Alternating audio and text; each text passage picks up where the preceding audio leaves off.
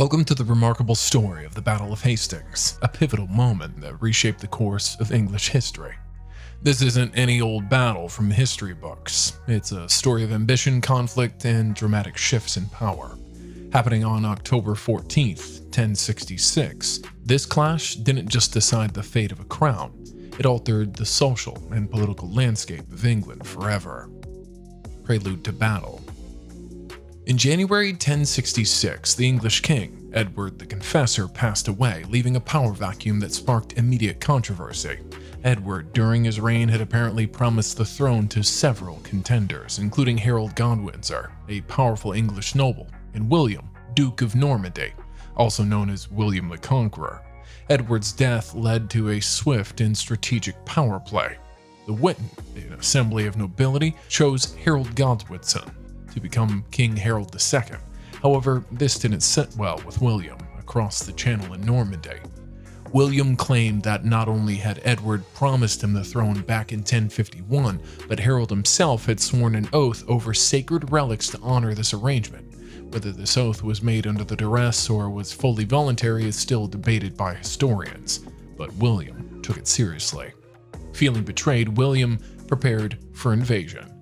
He mustered an impressive Norman force, comprising of knights, archers, and infantry, and built a fleet of ships that carried them across the English Channel. This preparation was not just a display of military might, but a calculated move to assert his claim right to the English throne. The Norman invasion. In the summer of 1066, William assembled his forces at St. Valery-sur-Somme in northern France, preparing for one of the most ambitious military undertakings of the medieval period. The logistics of launching such a fleet to invade England were enormous. Weather delays and adverse winds kept William waiting anxiously for the right moment. Finally, the winds changed, and on September 28, 1066, William's fleet landed unopposed in the south of England at Penvesey. The Normans quickly seized Penvesey and Hastings, establishing beachheads and fortifying their positions. William's landing was strategic. By securing key coastal points, he prevented immediate attacks and began raiding the surrounding countryside.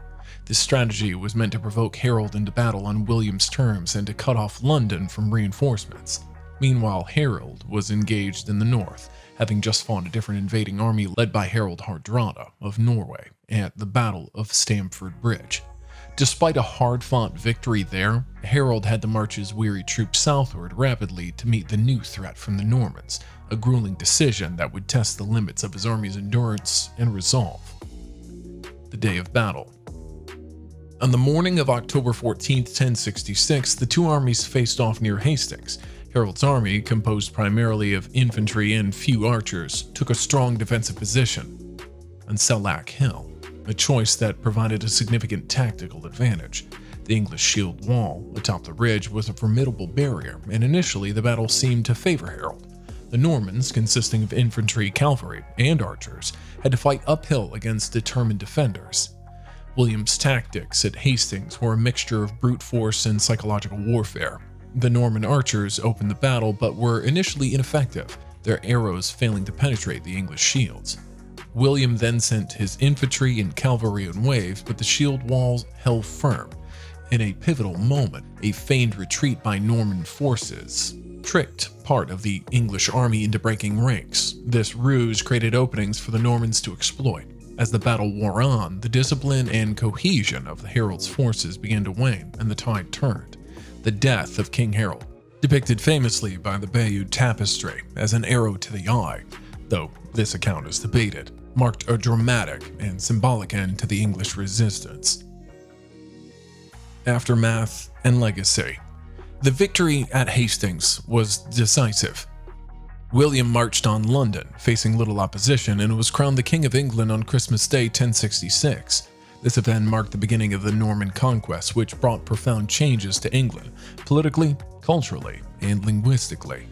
Norman French became the language of the court, Latin of the church, and Old English continued among the common people, leading to the rich blend that would become Middle English. Norman governance and feudalism reshaped the English social and political structure, laying the groundwork for modern England.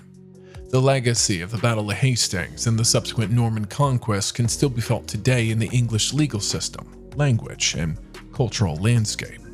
Castles and cathedrals built by the Normans dot the countrysides, and the Domesday Book, commissioned by William in 1086 to record the assets and holdings in England, remains a crucial source for historians. The battle itself has become a symbol of change and the inevitable march of history, a reminder of how ambitions of a few can alter the course of a nation's destiny. Reflections on leadership and military innovation. The Battle of Hastings is not only a lesson in strategy and conquest, but also provides a deep look into the leadership style and military innovations of the time. William the Conqueror's leadership was marked by his ability to adapt and react to changing circumstances with decisiveness. His use of feigned retreats, a tactic not frequently used at the time, demonstrated a sophisticated understanding of psychological warfare and strategic deception. This maneuver ultimately led to the breaking of the English shield wall, a defensive formation that had initially given Harold's forces the upper hand. Harold Godwinson, on the other hand, showcased a more straightforward but equally formidable style of leadership. His ability to rapidly mobilize his force from Stamford Bridge to Hastings, covering nearly 240 miles in about 9 days, speaks volumes about his commitment and the loyalty he inspired in his men.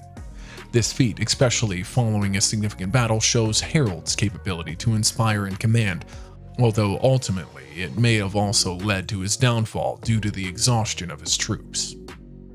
The socio-political impact.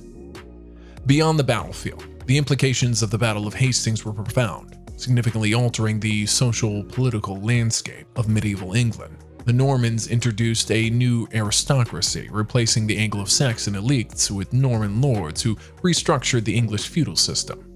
This shift not only changed the governance landscape, but also had lasting impacts on agrarian practices, legal systems, and property rights.